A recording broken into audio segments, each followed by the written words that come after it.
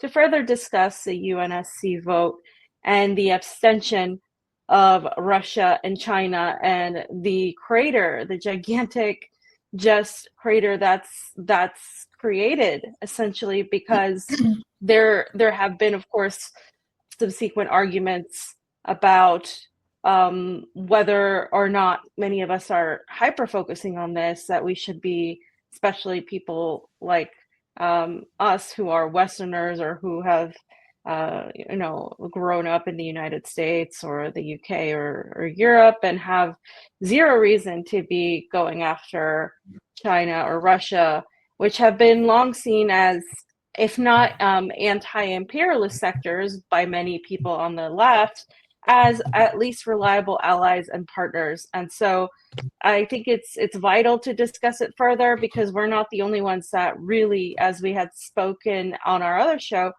were constructively critical. And also we had been talking about a lot of these things leading up to this moment. We have been some of the few people pointing out the lack of just focus on the reality of how China and Russia are operating economically, pragmatically, and the geopolitics of that versus, say, just cheerleading and just looking at it from one way, which is, just the only way, or, just the other end of the spectrum, which is completely, full of lies and trying to vilify both China and Russia. So there hasn't really been much nuance. And I think all of us here kind of love to dive into the issue of nuance. So let's go ahead and get started because I want to hear from all of you. First of all, Vanessa, I'd like to hear from you since you're my co-host about, what has happened since this abstention, right? What has happened since the abstention, because the abstention didn't matter. The veto wouldn't have mattered, according to many people, because China, Israel, and the United States wouldn't have respected anything, anyway. But yes, that's the point. They wouldn't have respected anything, and they haven't. They've continued attacking not just Palestine and Palestinians in Gaza, but specifically refugee camps, specifically innocent people, also in Lebanon. Can you tell us about that, and then let's just go from there. Welcome, everyone. Yeah, it's really good to be on with you guys and be really interesting to get your views. I have to say that one of the best articles written on the entire subject is published up at BettBeat Media, and I recommend that everybody goes and reads that. It's absolutely a seminal article that I think encapsulates everything that we're living through at the moment, generally as humanity. What I'm really hating to see in the discourse, especially on social media, although of course we know that social media has been created for exactly this, to divide and create an environment in which people can't have nuanced discussions or even have debates that are pretty heated but are still heading at least in the same destination of fighting back against the wholesale cruelty that we're seeing in the world today. And of course, again, that scenario is also being created as a psychological war against us as human beings, as those that represent the dispensable of the world today, let's call it that way. So I think for me, one of the worst things that I saw coming out was, this is all an Arab problem. This isn't our problem. And therefore, why should Russia or China get involved in this?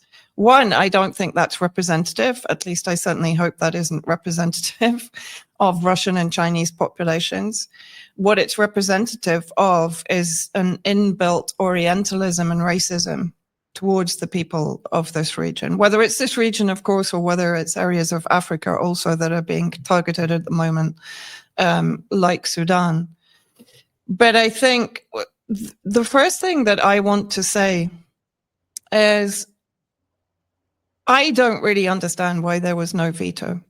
Because is the sky going to fall on Russia and China's head if they had vetoed this resolution? And it's kind of nonsense to say that if they had vetoed it, the violence would have increased, because the violence is going to increase anyway, as we've seen since the resolution was passed. There were a number of strikes in Lebanon, first of all against a playing field in a Palestinian refugee camp, and Israel Katz made it very clear that he no longer considers the Palestinian refugee camps in Lebanon to be humanitarian centers. He considers them to be hotbeds of Hamas and therefore legitimate targets for Israel. So immediately we saw an escalation of the targeting of Palestinians, not only in Gaza and in the West Bank, but also in Lebanon itself. Yesterday, there were 4 missiles, precision strike missiles. An assassination was carried out in the suburbs of Beirut, in Dakheh, in an incredibly busy kind of market area in those suburbs. 27 people injured, most of them horrifically. Some had even been previously injured in the pager attacks, now injured again. And 5 killed, including, of course, a prominent Hezbollah leader and a number of his comrades. So I'm struggling to understand the rationale that is being put out there, and I don't see much variation in the rationale either. In my opinion, it's almost dismissive of what is happening in Palestine, sadly. And as I said, is this representative of China and Russia and the populations in those countries? I'm really not convinced of that, even if they are commentators from the region, whether it's Vietnam or China itself. So I guess I could say a lot more, and we'll get more into what were the reasons perhaps behind the abstention.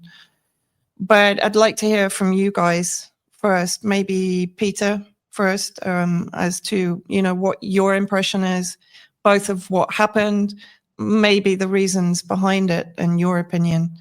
And for me, the potential awful ramifications of this lack of veto, in my opinion.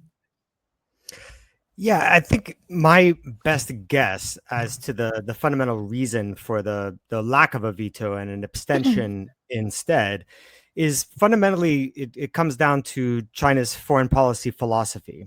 Their foreign policy philosophy over many years has been essentially to support other governments in other parts of the world when they are in accord with Chinese foreign policy goals, but never to sort of impose their will in the way that the U.S. routinely imposes its will around the world.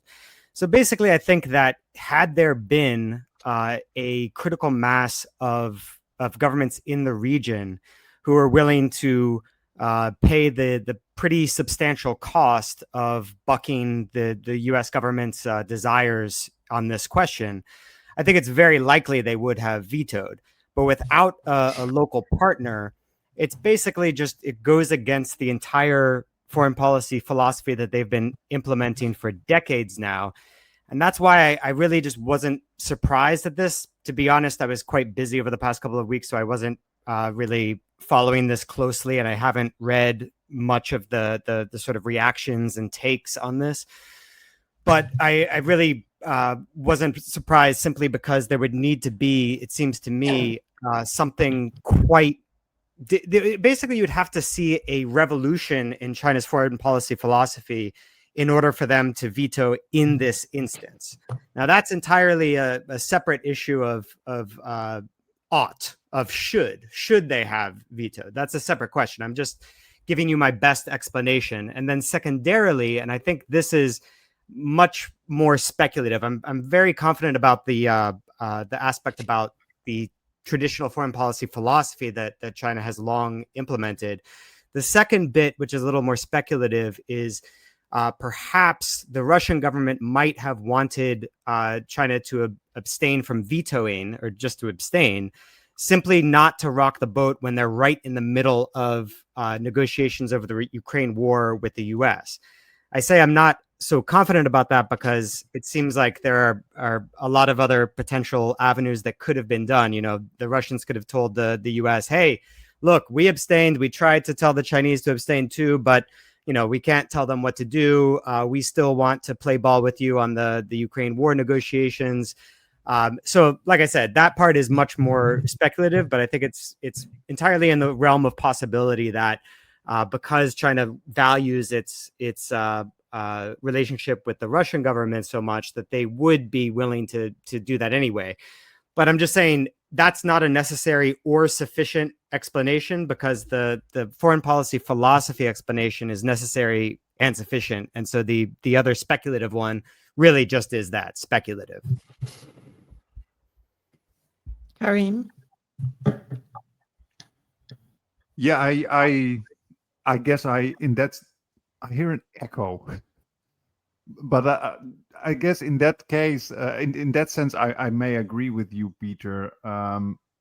If you try to unpack the rationale, and that's a very difficult thing. But what I am able to do is at least to dissect what it means. I won't be able to say why China did this. I find it too hard to do. But at least to a certain extent, I can say what it means. And Fiorella, you said something very good. You said we are constructively critical. I really like that, the way you stated that, because it's true. We come from a place of respect. We don't like these channels that are only Russia bashing or China bashing. But on the other hand, we also are not like the channels that only go praise, hallelujah, everything that comes from Russia or China is fantastic, or the BRICS. And I think in this case, we need to very critically evaluate what's going on and what does this mean? Because what we often learn in many anti-imperialist outlets, channels, whether it's Substack, YouTube channels, you name it, we often hear from a lot of very good commentators, by the way, that we are dealing with an anti-imperialist bloc, the rise of the BRICS nations, the global South. They are a counterpole in a multipolar world to US imperialism. And when we dissect what just happened at the UN, we really have to question if this is a form of anti-imperialism. Then I think we may actually, some of these people may actually see it wrongly, because we recently had a conversation with a man called Professor Patrick Bond from South Africa. And he actually says that many, or if not most, of the BRICS nations are simply sub-imperialist. And when you see what happened with the UN vote by abstaining, it is actually China and Russia gave, you could say, a stamp of approval to the killers and the rapists of Gaza to actually just take over and deal with the population there. We're also talking about tens of thousands or hundreds of thousands of orphans. We're talking about the Epstein class taking over of these people. Let's not forget that. But often people don't connect these dots. But I think this is a very, very disgusting thing that is happening here. And when you say, for example, when you have a policy as China, for example, you say, okay, we have a hands-off approach. We let the regional players decide primarily, and we go along with that. Then you have a serious problem if most of the regional players are client states of US imperialism. In other words, your foreign policy is pro-imperialist because you hand out the final decision to imperial vassals. So in that case, you cannot call a country like China or Russia anti-imperialist, because if you would be anti-imperialist, you would stop the core of imperialism, Israel and the United States, from taking over a very important part of the world, that is Palestine. Now, there's many other ideas that pop up into my mind, but that is what first comes into my mind. I quickly want to respond to some of what Peter say, because I'm not in total agreement. I mean, I agree with you that China and Russia, include both philosophically, they do very much rely on the UN Charter and following the international law diplomatically. This is what they always say. Now, in terms of their non-veto, okay, the thing is, that is like what they have said. That is what they have stated, that they didn't want to go against the Arab states that actually wanted to pass through this peace resolution. We have heard numerous statements from several Chinese officials. You're right in terms of how they portrayed themselves. Their rhetoric, they always abide by international law. They always are about sovereignty, non-interference. The reality is that they do interfere depending on the situation. And it's not necessarily in like the diplomatic sense when we see, for example, the UNSC, but it is more in the sense of deals and back channel deals and sort of these transactions that are happening. The United States and the Chinese economy are entirely intertwined. Everybody in the world actually is in one way or another dependent on China. They have made themselves extremely, it's well done really, like economically.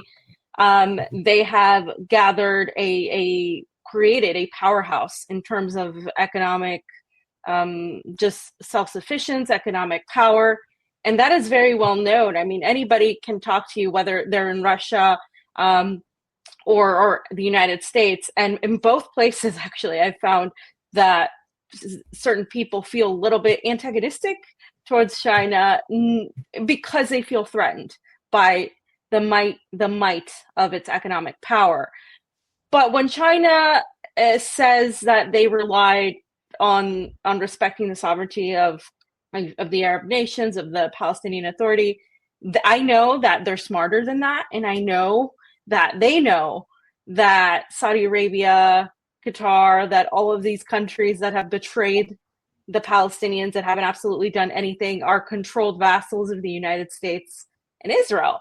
So if they know this, and if they know that the Palestinian Authority has no authority, then I see it as a cop-out to say that that's why they did it, because these established states are saying that they support this. We know that these states do not have the support of, say, Hamas, because Hamas did not support the resolution. Hamas was not in favor, neither was the resistance. Now, of course, they can say, well, we don't consider them the actual government because they're just factions, they're not the ruling government. But again, like, if there is an ideological fundamental drive in China, a supposed communist country, a supposed communist powerhouse, then I'm not seeing it. I am not seeing that ideological side, because that ideological side would be resistance minded. This is why Venezuela is in danger, because Venezuela has a resistance like spirit. This is why Cuba has constantly been under attack. Nicaragua, several key sectors, and you can point out even North Korea in some ways how they operate. But when it comes to China, the way I have seen their decisions and their diplomacy, it has been very much like Russia, just extremely pragmatic, hyper-focused on expanding its economic interest. Yes, definitely diplomatic. Yes, definitely going in with, like, hey, let's have a win-win situation. Let's have a mutually beneficial deal, but we're also going to benefit. And I've seen this in Latin America. I've seen this in Africa. This is why the anti-imperialist left in Latin America has constantly thought well of China, because they're building, for example, they're building bridges, they're building trains, they're trying to say, let's build something, whereas the US just goes in and takes it. But that doesn't mean that they're not benefiting from it. That doesn't mean that there isn't a monetary incentive. And I'm not saying that it's bad, that it's, I'm not going to be, like on a pedestal and say, oh, that's, you can't make any monetary gain from it. But I do think they get sort of, a lot of things get not, like, they don't ever get any sort of criticism for this. Vanessa mentioned Sudan. but they're also deeply embedded, and I can talk about this a little bit later, like with a lot of the major U.S. corporations in the United States. I mean, it's become kind of comical when China's economy isn't just intertwined. I mean, we're talking about a billionaire type of economy. We're talking about large investment firms like Vanguard and BlackRock that are basically shareholders in many Chinese corporations, and that wealth, I think, it really shows that the economy and the economic desires of these nations far outweigh the ideological demands that they have. So that's just something I wanted to point out. Mm. Yeah, and sorry, go on, Peter. No, go ahead. No, I mean, I just also wanted to add, I think, yes, that's how China and Russia, represent themselves as adhering to international law, not stepping outside the frame of international law, etc.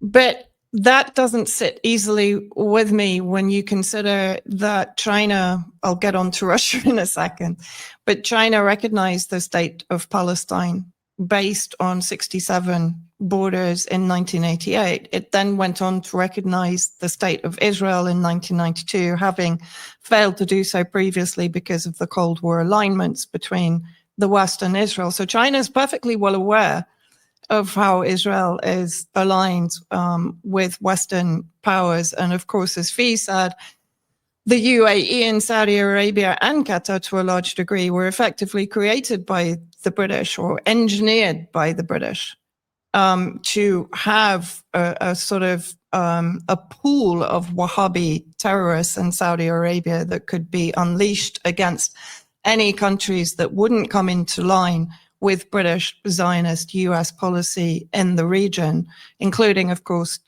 threats against Jordan and Egypt over the years. And of course, we've seen them unleashed in Syria and in Iraq to weaken sovereign nations, particularly Syria very recently.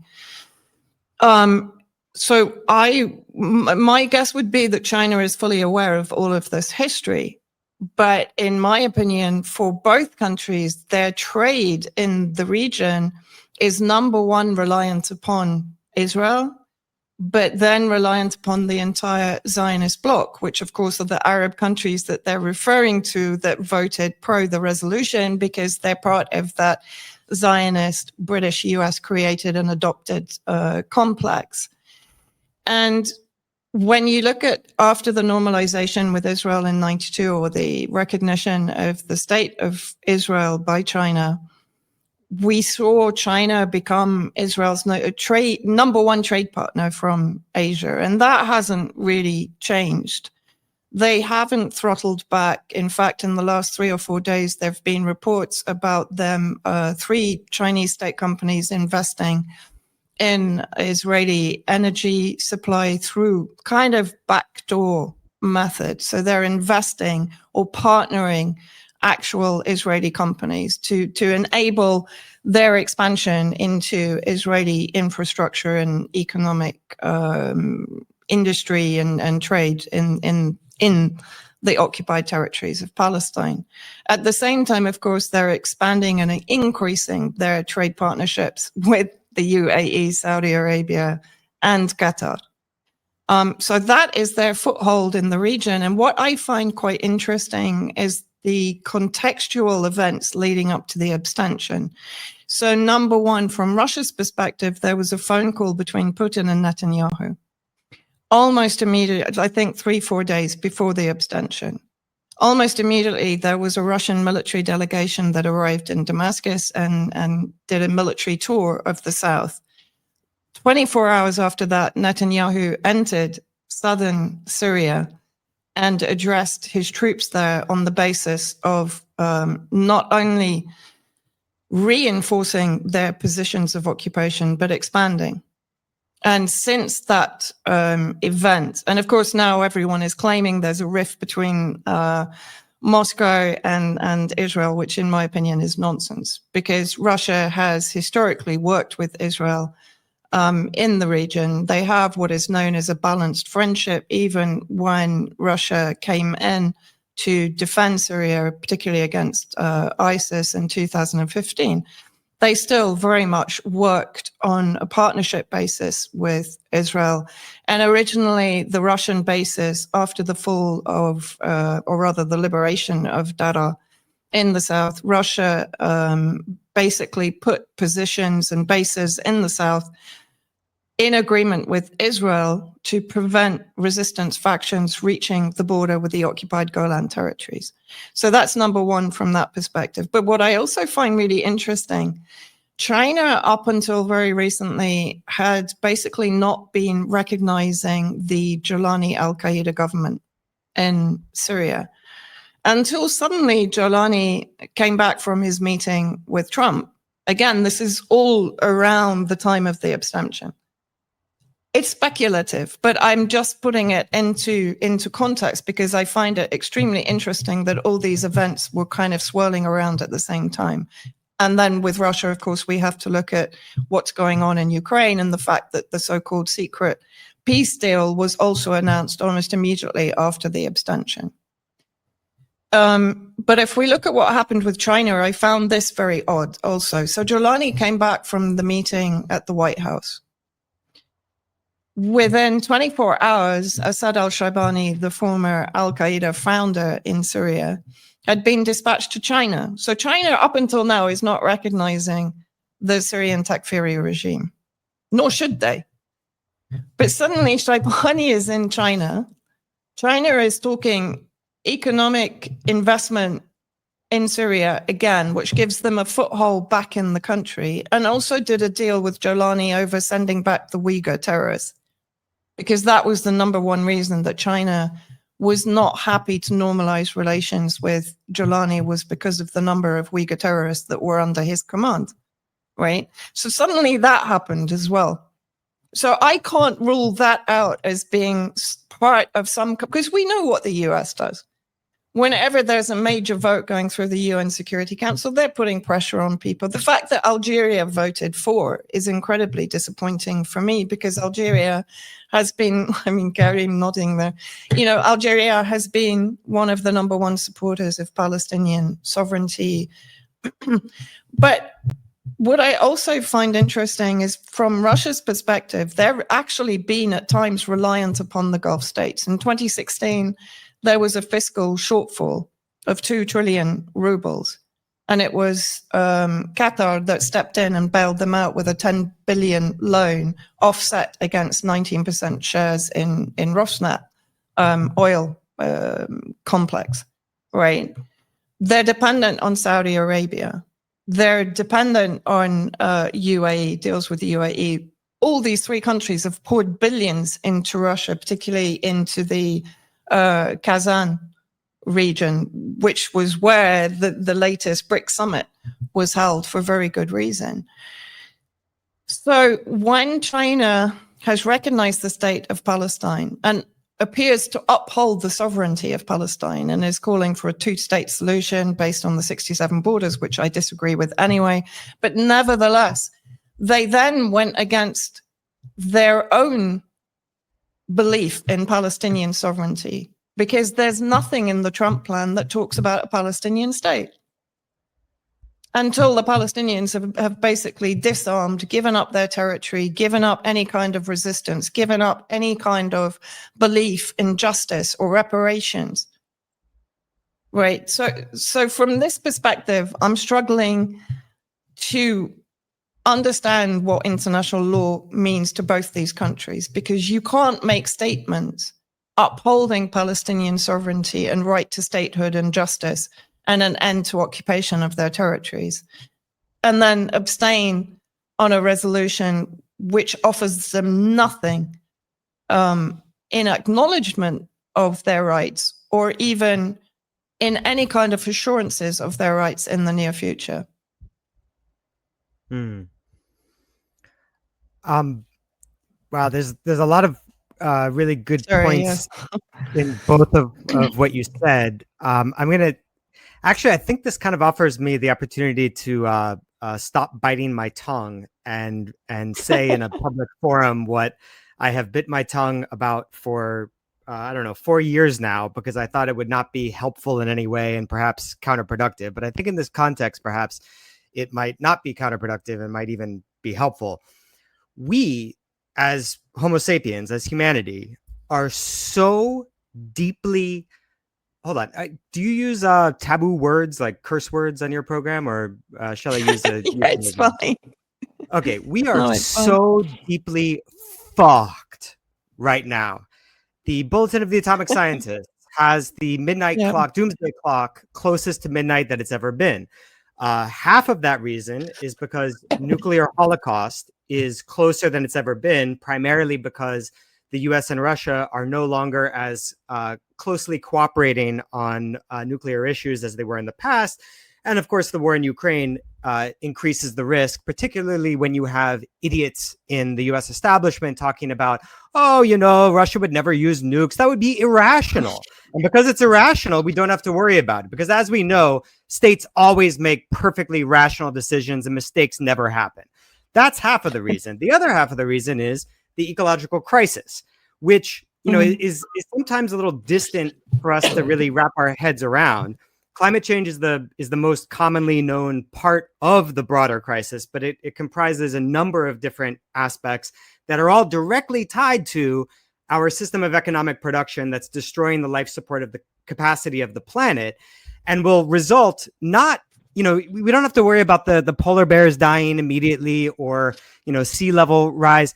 That's down the road. That's what natural scientists focus on. Social scientists, when they look at the likely effects of the ecological catastrophe that we are running straight head into, point out that the real worry is a massive increase in wars. Because what happens when droughts become worse, heat waves become worse, food production goes down, mass migrations happen because desperate people are trying to flee certain death, and they'll take on a risk of potential death somewhere else. That causes political conflict. It's very easy to imagine a massive increase in the number of wars occurring around the world as the ecological crisis intensifies, gets worse. You can actually look to the Department of Defense for some pretty good research on this, because this is within their remit as the imperial masters of the universe. And they've actually done excellent analysis that this is what we're heading into. Right now, the situation that we see around the world now, as horrible as it is like a fucking appetizer to what we should expect is just down the road, because we're not doing what's essential. And what's essential is a page one rewrite of the entire global economic system. The only way that happens is if we have an unprecedented degree of international cooperation between, at minimum, China, the US, and the EU. If you had those three polities cooperating closely on completely rewriting the global economic system, then we have a chance of avoiding the worst outcomes of the ecological crisis, which again is not the ice caps melting and sea level rise and storms. That's bad enough. But we're talking about the human impacts. You know, for instance, there are a number of analyses on the Syrian civil war pointing out that it was climate change that created the ground conditions for people to rise up and join the anti-government movement. That's just what we expect all over the world. So that's the baseline situation that we're in. Very little hope. We're heading towards absolute disaster, and the kinds of changes we need to see are not visible right now. We've moved away from what's needed since 2020, when we in the US lost the primary election that could potentially have been a start of moving in the right direction, although a massive uphill battle even had we won that election in the general election. But leaving that aside, the baseline condition that we're all in is horrendous. So I bring this up because it seems to me that making the correct moral judgment about the rectitude of the Chinese government is a bit beside the point. It's a bit of, you know, critiquing the people rearranging the deck chairs on the Titanic. there is a matter of truth, and fair enough if you want to just like find the true moral judgment, and you're talking to people who have a unduly rosy, the Hosanna chorus, the Hallelujah chorus that Karim talks about. Absolutely, yeah, that does make some sense. But right now, I'm just thinking about, practically speaking, what do we need? We need to get people in the US and European countries to capture state power. And that means educating a whole hell of a lot of people who are currently dangerously ignorant into understanding the situation that we're in, and furthermore, understanding what's required, which is a great degree of organization and discipline, which is something that the Western left has proven horrendously bad at. So getting back to like the question of, is the traditional foreign policy philosophy of the Chinese government a cop-out? I think that's an entirely plausible hypothesis. I mean, certainly if you were in the position of a Chinese government official, you might think, well, what's really the point here? There are deals to be made. We can strengthen our economic power. But I think that argument would be much more convincing if there were actual evidence of the Chinese government engaging in a foreign policy different from its current, and not just current, but decades running philosophy. I am not aware of any such instance. And because of that, I don't think it's probably accurate to call it a cop-out in the sense that they have one belief, but they're not following that belief because they see a monetary benefit. A great example is the Naxalite rebellion in India. Right across the border, you have a Maoist revolutionary group. Literally, they are self-identifying Maoists that the Chinese government stopped supporting decades upon decades upon decades ago. And they're not supporting them to this day. Meanwhile, the Indian government is massacring people, not just the Naxalites, not just the Maoists, but plenty of what they call tribals, villagers who are not in the dominant social economic form of organization in India. So it just seems to me like that's the more likely what's actually going on, as disappointing or unsatisfying of an explanation as that is. When it comes to trade with Israel for China, I mean, 14 billion for China is a rounding error. Like if you look, the Financial Times did a really good graphic about this a couple of years ago. They showed the year 2000, the entire global map. All countries in blue were countries that had the US as its primary trading partner. All countries were painted red if China was their main trading partner. 2000, the world is blue. 2005, the world starts to be a little bit red. Vietnam, etc. Countries in the region start to turn red. 2010, half the world's red. 2015, 3/4 is red. 2020, most of the world is red. So most of the world has China as the most significant trading partner.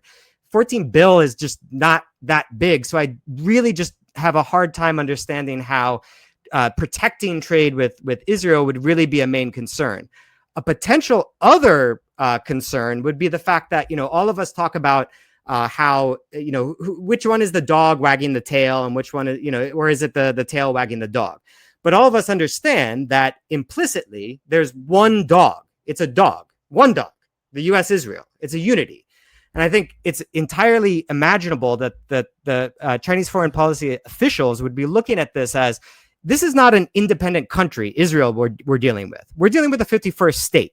So starting an aggressive or confrontational approach with Israel is the same thing as doing that with the US. And I guess I'll just leave off with, Mao Zedong decades ago, I forget who he was talking to, somebody in Palestine, said something like, the imperialists have Taiwan for us in the East, and for you in the West of Asia, they have Israel. But it's the same basic thing. That's the tip of the spear that they're attempting to use to eventually destroy us. And I just think like that's probably the best explanation, leaving aside moral judgment. That can be this way or that. But for people like us who are citizens of Western countries, I just think the most important thing is to keep our eyes on the ball and to refuse to fall into the trap that a lot of Western leftists fell into during the last Cold War, where they might have had perfectly reasonable moral critiques of the USSR. I mean, God knows there were plenty perfectly reasonable moral critiques to be made of the USSR's policies. But the CIA saw that as, mwah, love it, mwah, that's a great opportunity. We can now defang these leftists. And even this tiny little group in Western countries, we don't have to worry about them opposing our policies on the USSR, because now they believe that they're just evil too. So neither Washington nor Moscow. And that is the thing that really kind of makes me a little uncomfortable. In addition, this is the last point. All of us can empathize with this. I'm sure we've all heard at some point in our lives as Western leftists, some right-wing idiot telling us, oh my God, why are you protesting like Israel? Don't you know that in Iran, the human rights situation is so bad? Or like, why are you protesting women's rights in the US? Like, you should be protesting women's rights in Iran. And it's like, okay, that's idiotic for two reasons. One, intent. Your intent, you don't give a shit about Iran or the people in Iran. You're just using that as a cynical ploy to shut up criticism of a government that you like. Second point, effect. What effect is a bunch of Western leftists going to have on the Iranian government? I'll tell you, jack shit. It's not going to have any impact. We have potential impact over our government. And that's kind of how I feel like in the current moment. I'm just really worried that there might be champagne bottles popping in Langley because there's a brewing internet fight over, is China a morally correct government or not? Yeah. Well, I guess. Can I just make one point in that? Sorry, very quickly. One, I would never consider Syria to be a civil war. And if you're talking about the drought that drove many of the agricultural workers and so on into the suburbs, which then made them fertile ground for the radicalization, the drought was very much engineered by Turkey, that has control of water supply into Syria and Iraq. So I think we have to be also careful of labeling something climate change when very often it's actually being engineered to create the conditions in which that environment can flourish. So just because I looked into that to a huge degree, and there are papers also confirming that Turkey played a very big role in that. If you look at the last 15 years, how many times they cut off the water to Hasaka in the northeast and deprived 2 million people there of water supply. So it's very easy for Turkey to do because they have control of all of the dams for all the water supply into Syria and into Iraq. Yeah, fair point. I'm not sufficiently aware of that. I guess all I would say is that adds to the problem with the ecological crisis, is that if you have nature producing stresses, you can also have governments accentuating those stresses, a la Ethiopia, India, Tibet, Pakistan, etc. Karim? Yeah. Orfi? Sorry, Fiorella, you want to say something? No, you go ahead because I have a lot to respond. So you can go ahead and talk first. Yeah, there's so many things Peter touched on, and so many things in my mind that I wanted to respond to. I think in many ways I agree with Peter. I think the kinds of considerations you described when it comes to China are pretty much spot on. And I think it also aligns with what Vanessa and Fiorella have been saying also about Russia, is that they're very pragmatic. And in this world system, being pragmatic is not being anti-imperialist.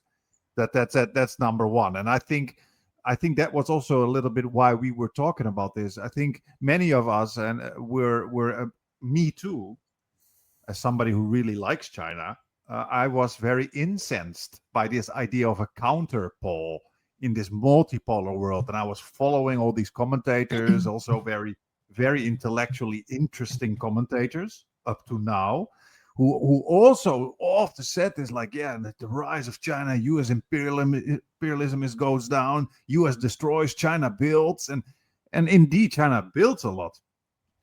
But when it comes to this kind of pragmatism, and that it's a similar kind of foreign policy, you say, as in the past, that there has not been much of a change, is pretty much says that okay, China is pragmatic, just like Russia, just like many other sub-imperialist nations, meaning that that also China or Russia do not have a problem using Palestinians, for example, as a pawn in world affairs. And I think the problem right now is, even though we can say, yeah, but why are we discussing these moral issues? Morality is just, we can focus on that, but that is not at play now in these terrible things that are happening now with climate change and wars coming up and droughts and everything and nuclear doom. Yeah, but in the meantime, the Palestinians are disappearing. In the meantime, Palestinians are being tortured and raped in prison camps. So I still really, really care about that morality, and I'm not going to let that go, because that is the only thing that keeps me alive, hoping on a better world. This is that kind of humane human morality that I feel, and that I also that gives me that expectation that I have for nations that I have hope in, such as China. Like that morality drives me to be frustrated that a country like China, which I see as morally above the West, not doing anything as such a major power to stop what is happening to the Palestinians. Call me an idealist, call me a fantasizer, but that is something I was hoping on, and I was expecting, especially after following all these channels about China's rise, that it's so good for the world. And I wanted also to jump into what you just said, Vanessa. I agree. It's not just that we focus only on Russia or China. I'm deeply disappointed by Algeria. I mean, I'm a Dutch man of half Algerian descent, and if there is one thing that gave me pride about the Algerian part of me, is the fact that it's not only won an anti-colonial battle against the French, but also that it has been consistently anti-colonial in world affairs. So what just happened now is just baffling to me, absolutely baffling, and it disgusts me deeply. And so, in other words, it disgusts me regardless of who it is. You know what I mean? And I wanted to say one more thing before I also go on too long, and that is about that whole that racialization of help when it comes to international help. That people, and again, like you said, Vanessa, that many of these hallelujah channels will say, oh, this is an Arab problem. What you're doing right there when you say, oh, this is an Arab problem, or this is this problem or that problem, is you fall for the divide and conquer tactics of imperialism. Why do you think they carve up nations? Why do you think they carve up nations by ethnic group? So that one ethnic group says that ethnic group's issues is not my problem. Why do you think suddenly Algerians and let's say Egyptians have all these problems together, while back in the day they were all part of the Arab Empire? Because they carved everything up during colonial times, and suddenly they are different nation states. Gaddafi said the same thing, and they started to fight each other. Oh, I don't need to help my neighbor because he is not us. And it's the same when you're Chinese or you're Russian and you say that's an Arab problem. Okay, then the racialization of the world and the carving up of the world has worked, because the divide and conquer technique of the imperialists has worked, because you are right now saying we do not need solidarity against the powerful in this world because we are of a different race or we are of a different ethnicity. Not we're all human, part of a human family. We're in a class war. We have to get rid of all these billionaires and these capitalist monsters. No, because I only need to fight my own capitalists and screw those people because they're black or they're Arabs. I think that is. Yeah. I think that is such a big deal, a big problem, because you're not. I think one of the central features of the battle that we are in currently in the world. We also had a guest on. His name is Professor Walden Bello from here from Asia, and he also said here in Asia, among the BRICS nations, we also need the workers to put. You got muted. Can you hear me? Okay, I don't know. Yeah. Now we can. And Professor Walden Bello also said we need here in Asia, we need as a workers also to push our elites into a progressive direction, because if we don't, they will be captured by capitalism just as in the West, because we're all human beings.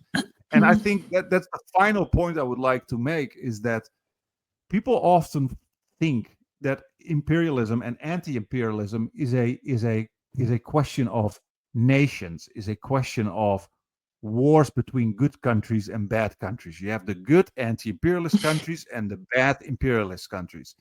But I think what we increasingly see in this world is not that we are in a war between nations. We are in war. We are in a war between classes. It doesn't matter where Yeah. you're from.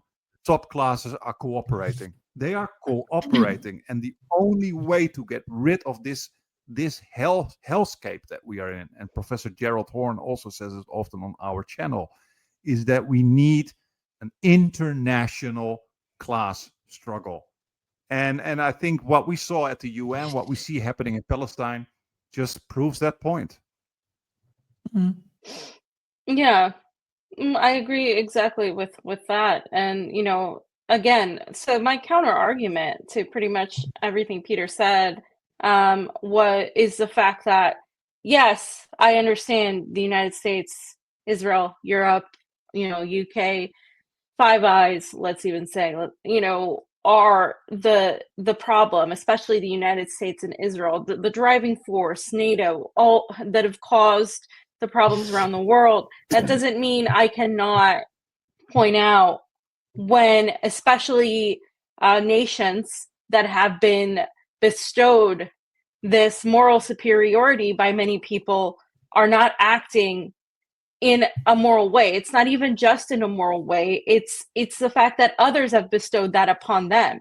A lot of people have made Russia to be the Soviet Union when it's not, and they still treat it as such, and it hasn't been for a long time.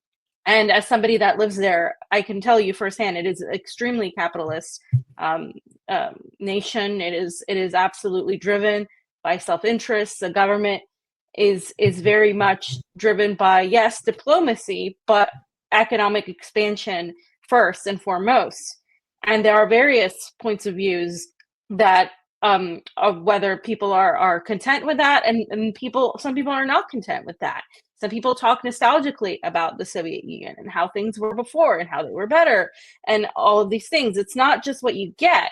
And unfortunately, in the independent media sector, you only get, NATO is great and Russia and Putin are terrible. Putin is Hitler. He wants to take over the world. Or you get, Russia is the absolute best thing ever and everybody can go there and it's like gumdrops and ponies and rainbows and everything is just perfect. And so I reject these two points of view because they're not representative of reality. The reality is much more somewhere in the middle.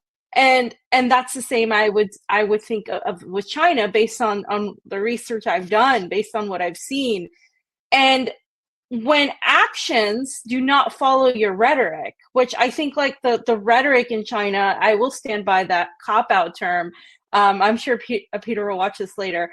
I'll stand by that cop-out term because I think that term really kind of exemplifies in a very modern way what it is that the policy of these powerful nations has become when they somehow cannot cut off any economic ties to Israel. Tomorrow, China could stop trading with Israel and it would be fine. It would absolutely be fine. As Peter pointed out, China is embedded in everybody's economy, right? So what's the difference then? Why don't they do it? Why don't they just stop trading with Israel? Mm-hmm. And the thing is, why am I focused on that? Well, because I know the United States isn't going to do it. I know the UK isn't going to punish Israel. I know that those are beyond hope. Those are the powers that are beyond hope in terms of asking them to do something. They're not going to do it.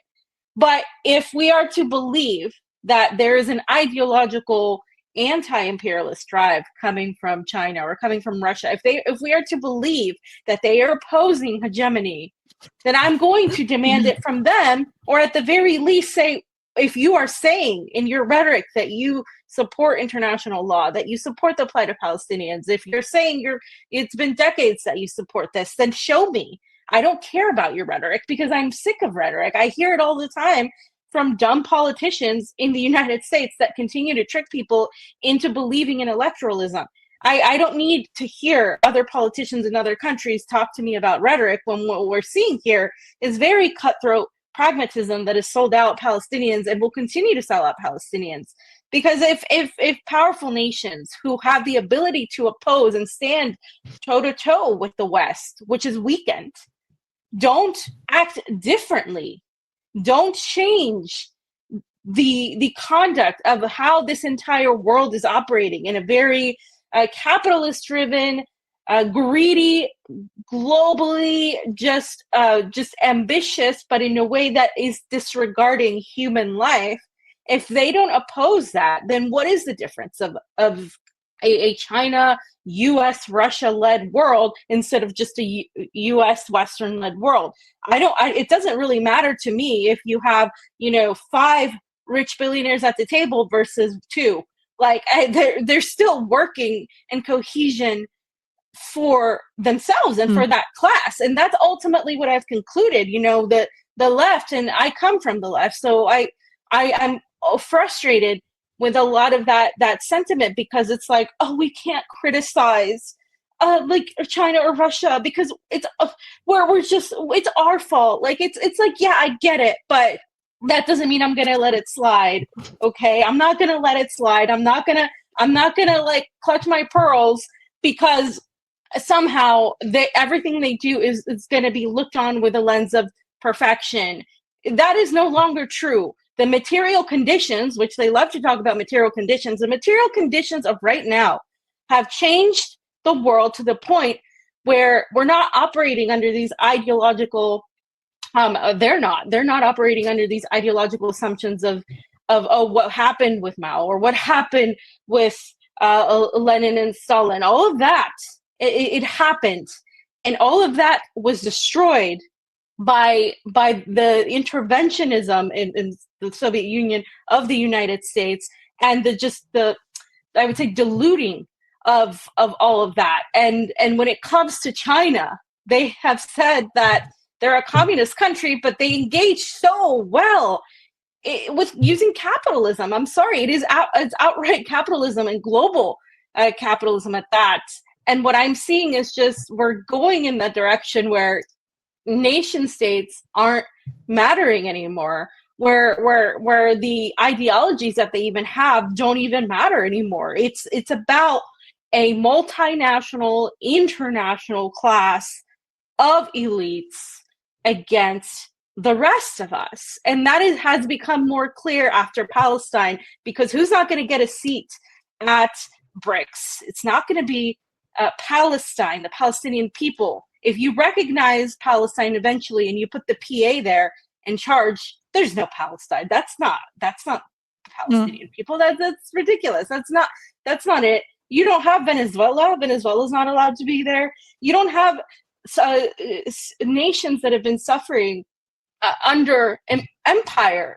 What you have are the powerful ones that have enough money, enough capital, and enough influence to be there. So ultimately, whose interests will be at the forefront? And that's kind of my whole thing. It's like I'm just sick of like the whole like, oh, but this is China and Russia are allies. Well, show me that they're allies, because they haven't been. And this is like someone that does not hate on Russia or China, does not buy into the NATO lies, but I also am not buying into a lot of the excuses that are made while the actions show otherwise. China is still continuing trade. Russia is still continuing trade. The relationships are there. There's a lot of things they're getting out of this. I don't believe for a second, I'm not going to be naive enough to think that it was just the issue of international law and sovereignty. What is really driving them, I think, is economic expansion, and that's as cutthroat as that is. That's how they operate. And protectionism, because their relations with the Gulf states, and even now again with Syria, Russia is expanding into Syria with Israel's help. China is clearly being given an open door back into Syria to some degree, economically, and through investment and so on. So it's also protectionism. And where I find this sort of incredibly sad, this is the second time that they've betrayed the sovereignty of Palestine, because both the Republic of China and the USSR voted for the partitioning of Palestine back in 1947-48. Stalin went as far as to supply weapons and pilot training and planes to the terrorist Zionist forces back then to defeat the Arab armies, until he finally realized it was a mistake, because Israel was never going to be a socialist outpost for Russia in the Middle East. It had been designed as a British and then US military bulwark in the Middle East against pan-Arabism, against Arab socialism and independence, right? So they betrayed their own principles again back then, perhaps mistakenly, but now they're making the same mistake again. Except, of course, we know that it's not the Soviet Union, but still they're making the same mistake again, and they're betraying Palestine again. And that's what I find incredibly depressing, is this 100 years of history of Palestine slowly being disappeared by some of the most, as Karim said, some of the most satanic, demonic forces in the world today. And Russia and China as two of the P5 who have the power.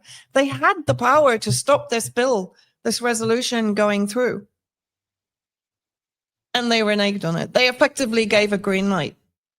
And not only the, if I Sorry, could jump in for a short Mm. moment, not only the same mistake then, let's not forget that they abstained in the 2011 UN resolution as well and destroyed Libya.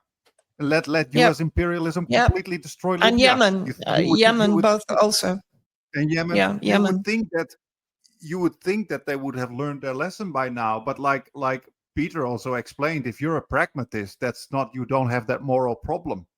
And if you would have learned from that, and you would have that moral problem, then today you would say, no, we're not going to abstain. We remember what happened in Libya, for example. But the same thing is happening again. It's just being a handout, handing over the Palestinians to their brutalizers. Mm. Yeah. Exactly. And you know, to what extent have China, sorry, Fee, 1 second. Have China and Russia benefited also from the destruction of Libya? Because both of them now are embedded in all these countries that have been effectively destroyed and devolved from any kind of economic independence or even resource independence. And that includes Sudan, and China and Russia's role there, which can only be described as destructive, certainly not constructive. When China is arming both the SAF and the RSF, of course, through the UAE, but still the UAE is supplying Chinese advanced weapons to the RSF, which is now a genocidal entity in Sudan. So what I'm struggling with is, yes, of course, all of us can accept that they're pragmatic, they're working under Realpolitik, they're protectionist of their own interests and their own assets in whatever region we're talking about. But effectively, what that ends up meaning is that they're fused into the imperialist system. And until they unplug from that imperialist system that they're fusing deeper and deeper into, I don't see any hope at the kind of oligarchy, billionaire class level of us being saved in any way, shape, or form. So I disagree also with Peter in this. Why are we looking to some kind of alliance between, I don't know, China, Russia, the EU, and so on to change the world? The change has to come from us, doesn't it? Just as Yemen has done, for example, that Iran did under the Islamic Revolution. That the non-state actors, resistance actors are doing. They're creating their own subsystem, which is not actually a subsystem. It's a morally much higher system than the one that they're being forced to live under. And isn't that what we should be looking at doing? Is creating subsystems in which we can thrive as the human beings we want to be and in a world that we want to live in, even if it's separated to some degree from this increasingly top of the food chain transnational oligarchical system which as someone, Issa Bloomy actually described it really well yesterday. He said it's like a cartel. They'll compete over certain aspects of power and status, interests, investments, and so on. But ultimately, where they overlap, they'll come together to create the environment in which they can all flourish. I don't really want to live in that world. Whoever is in charge of it, whether it's so-called multipolar or whether it's, the current unipolar paradigm, I don't want to live in that. I want to live in a world where we have free choice, where we can actually choose the system we create among ourselves, however small or large those communities are, where we can thrive, as I said, in an environment that we can actually continue to be human and have these moral reactions to what is going on around us. I don't feel I don't feel that I should kind of criticize myself for having moral values, because isn't that what we have to live by ultimately? Yes, I fully agree.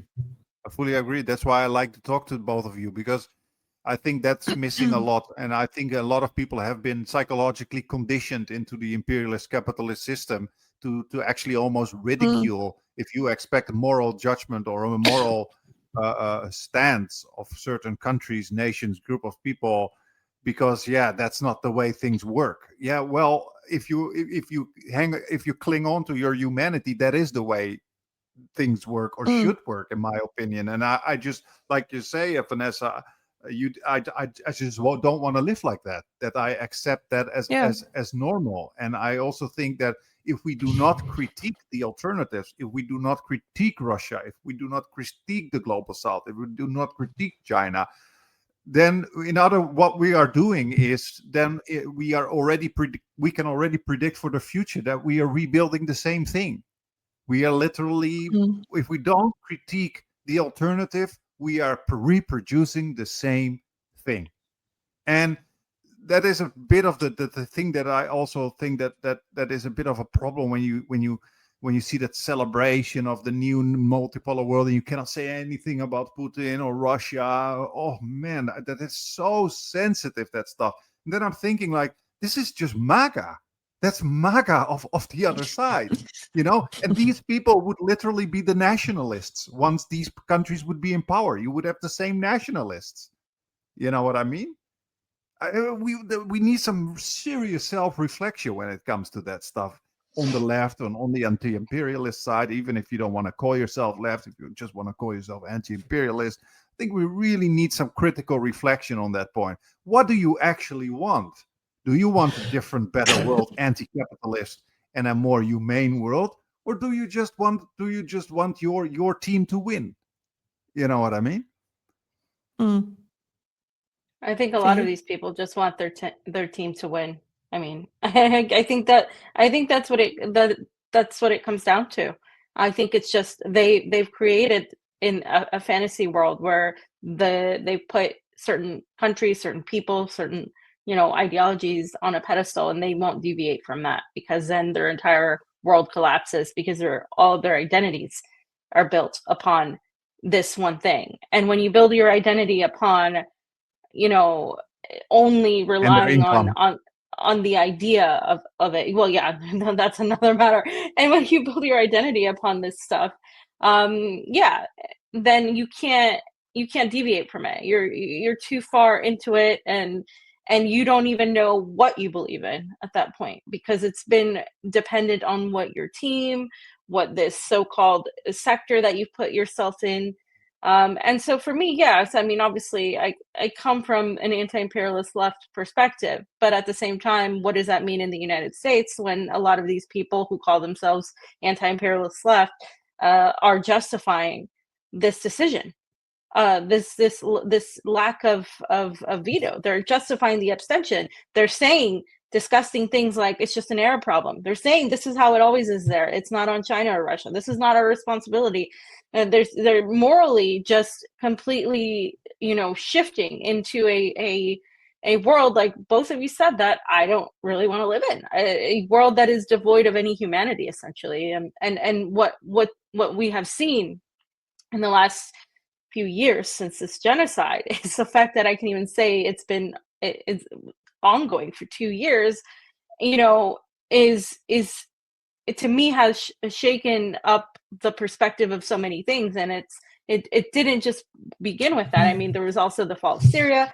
There's also been a lot of events in the last, say, 5 years that have shifted my perspective in terms of where I think we're going. And ultimately, when I see things, you know, as we're gearing up towards wrapping this up here, when I see things like the whole Russia thing, when I see the Russian peace plan now being thrusted in the forefront, when I see that Kirill Dmitriev, who is, you know, Putin's envoy, the same way Stephen Witkoff is Trump's, are having like these conversations outright, have devised this 28-point plan, which, by the way, has all of the economic aspects that look like they belong to Kirill Dmitriev. And then after that, it was confirmed that him and Witkoff actually drafted out this plan with Rubio there. And you know, and here's the thing, like, you see this desire for cooperation, for normalization coming from Russia with the United States. You see that, and yet people are still arguing to me that Russia is going to somehow take on Western hegemony. First of all, I haven't expected that, like, for a long time. Second of all, you're not looking at the actions of what they're doing.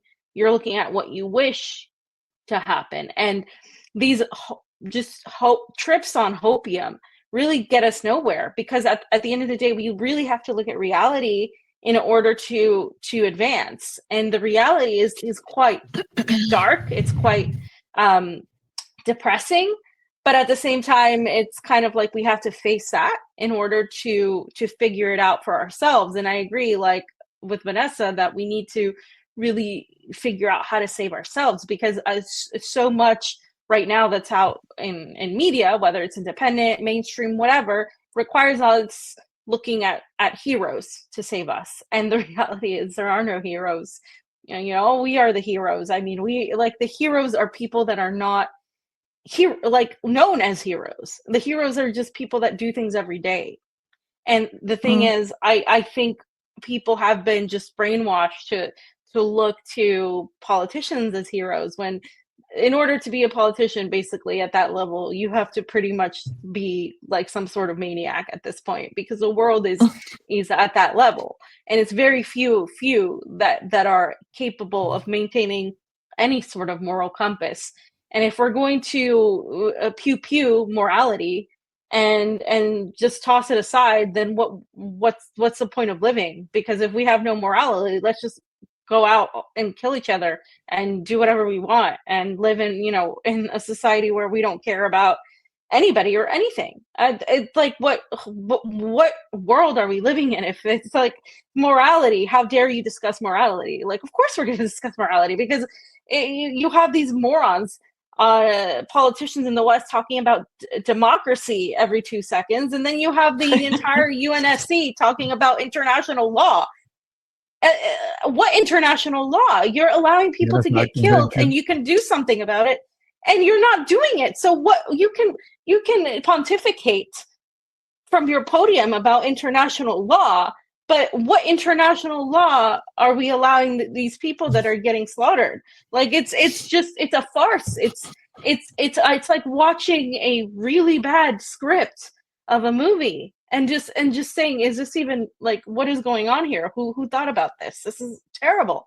And that's kind of how I feel every day, like, that everything is just terrible. And people really need to look at the things that are happening before them. Russia's not hiding it. And I've said this before, China's not hiding their relations with Israel, with the UAE, Qatar, Saudi Arabia. They have these relationships with the new regime in Syria. They're not hiding it. It's all out there. We're not saying anything that is made up. What we are saying is people aren't talking about these things. That's it. So look at that. So look at how Kirill Dmitriev is going on and on about Trump and about this deal, and how they're so excited. Trump today said, this morning now for us, said that some advances have been made. He's looking forward to it. There's been a revision to make Ukraine look, be a little bit happier, make Zelensky cry a little bit less, whatever the case is. we know that this back and forth, they have decided there's mining, there are minerals, there are deals to be made in the Arctic, in the Donbass. There's a lot of money going forward to this next revolution, which is in fourth industrial revolution, which is literally all about AI, all about the tech. And that is also where we're going to next, and what is going to impact the people, as increasingly we are surveilled more, as our movements, our words, everything we say is surveilled more. And I don't think, unfortunately, I think a lot of the left has failed to look at this, the technocratic aspects of where we're headed, that have a lot to do with what they want to happen to Gaza and Palestine, and how they want to make that an example of what they will impose on the rest of the world. And if we allow that to happen, well, everybody is a target. We are all next.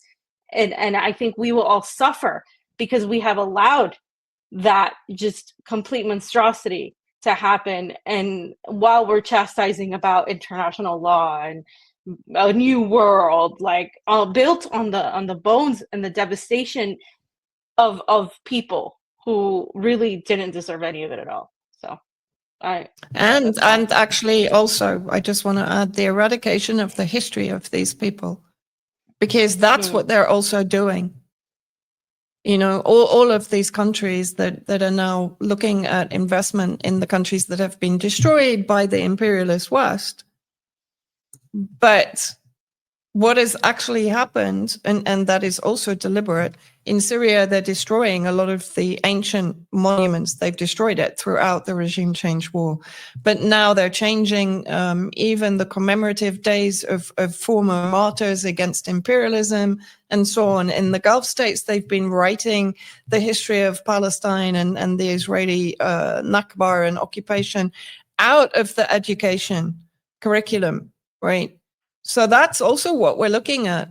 We're going to even lose, just as we have in the Americas, lost the history and the culture and the civilization of the indigenous peoples, or in Australia, or, New Zealand, anywhere in the world where this has already happened.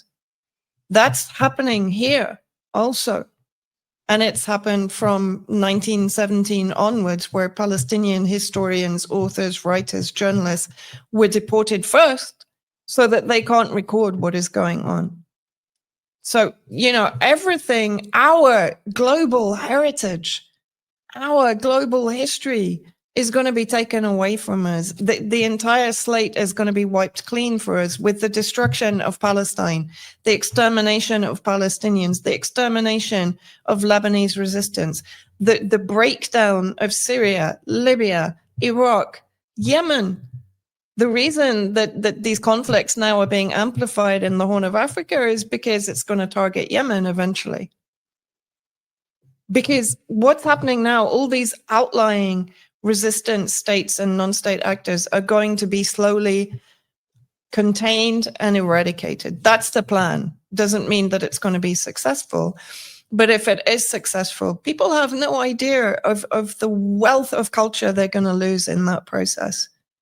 And again, that's not a world I want to live in. I don't want to live in a world that is just nothing but modernity, which is another point that's always sold on the back of Chinese policy in particular, right? Great to some degree, but I don't want the planet to be covered in solar panels. Or, you know what I mean? Like, we have to fight to actually protect our environment. As Peter actually said, but it's up to us as individuals, because the ruling powers don't care. They don't care about the people. So are they going to care about the environment? Rare earth mineral mining and processing is destroying the environment. To do what? To give us flat screen TVs, mobile phones, apps, everything that's going to be a major part of the surveillance tyranny that's coming in. So we have to make a conscious choice to actually say no to all of this, from a moral perspective, from a human perspective, from a historical perspective, because we're losing everything that makes living on this planet as wonderful as it should be. We are losing it. We've already lost a huge amount. If I look back, 20, 30 years, we've already lost so much. Yeah, and let's not forget that in the meantime, what all the things that are happening on the ground when you think about your cheering on countries and this that, I think what people often don't realize is you were just talking, Fiorella, about how that minister of Russia is meeting up with Lavrov. With what's this guy's name? Witkov. Witkov. With Witkov, and don't forget, at the time that they are drinking wine and making deals, girls and boys are killing each other on the ground of Ukraine. Yeah. It's people. If you really think about it, I mean, you remember that moment that Putin was meeting up with Trump, and Putin came out of the plane and did this to Trump, and Trump was waiting there. These guys are sitting together, having a coffee, probably drinking a wine and making deals, and maybe have a disagreements or not. At that same time, thousands of boys and girls are murdering each other and raping each other because those two are having disagreements. You know what I mean? And one final point I wanted to make about like being a moral person, or we are all conditioned in that social media world into that kind of oppositional thinking. Oh, it's an area problem, or you celebrate this country versus that country. We are either conditioned into that system, and you become this kind of realpolitik thinker. You think that morality is ridiculous, that isn't the way the world works, or what's happening? Sorry, there's a lots of noises over here, but so you on the one hand, people ridicule that. You say, why do you guys care about morality? That's not the way the world works, and this is they are pragmatic. Russia is pragmatic, China is pragmatic, and you cannot expect this. But in a way, you're imprisoned already, then mentally imprisoned into that imperialist system. You're not free anymore. You're free when you believe that we can have a humane world. You can be a moral human being. And for example, that brings me to the people in Yemen. These are really, really free people. They have a morality. Yeah. They sacrifice their life for their morality, for their Palestinian brothers and sisters. And they keep going while they are super poor. And it's no coincidence that they are the ones who are always starting with to the free peoples of the world when they do their speech. They always start to the free people of the world. And it's true, they are the free people of the world. They follow their humanity. And we all in the West celebrating this leader and that leader and this imperialist bloc and that imperialist bloc. We're not free. You know what I mean? Definitely. That's a good way to end it there with that thought process to the free people of the world, because there are very few people who are free and follow their convictions and put their rhetoric into action. They also put their rhetoric into action. They live by this code, but they actually act on it. They don't just say it. And it's very rare to find people who have the integrity to do that, especially in media. Let's be honest, it's one of the most places where I've learned, in media, that is unfortunately people are very much operating in that same type of just whatever I can gain aspect. And this is why, we try to bring a little bit of the aspect of we're trying to operate as close to the truth and as close to some sort of humanity as we can. So Karim, thank you, and Peter for coming on and having this chat with us. And everybody should follow their Substack, BettBeat Media, and take a look at a lot of the things they write, because it's very profound and it's great, and it's a different perspective too than most of what I see that's on media. Vanessa, anything else you want to say? No, not at all. I think the point about Yemen is very important. They fear God more than they fear anything that human beings can do to them. And whether you believe in God or not, their moral code is what we should all honestly look up to, because it is setting the example for the world.